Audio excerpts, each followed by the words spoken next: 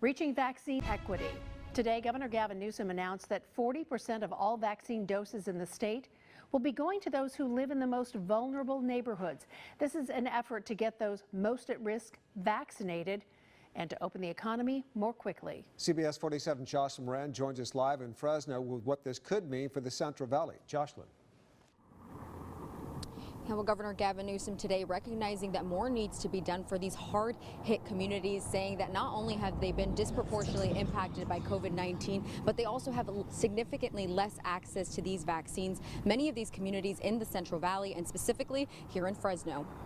40% of all of the allocated vaccines targeted at communities that have had this disproportionate burden. Many Central Valley communities among the hardest hit by COVID-19. And now Governor Gavin Newsom says more will be done to get vaccines to them. The state is allocating these doses to neighborhoods in the lowest segment of the state's Healthy Places Index. Several factors are considered, including income, healthcare access, housing, and transportation. It is actually very critical that the governor made this announcement today.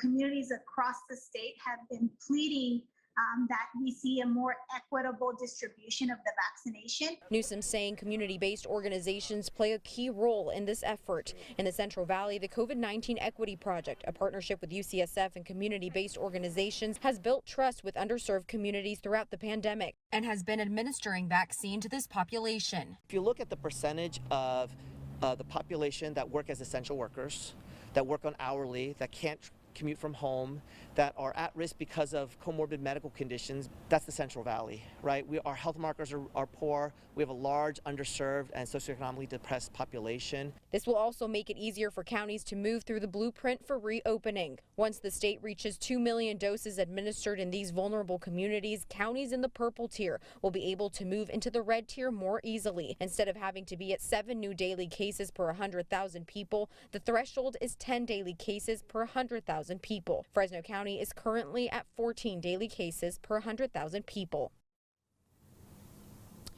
And State Health and Human Services Secretary Dr. Mark Galley saying that he thinks the state will meet that mark of 2 million doses administered in these vulnerable communities in the next week or two. Live in Fresno, Jocelyn Moran, CBS 47 Eyewitness News.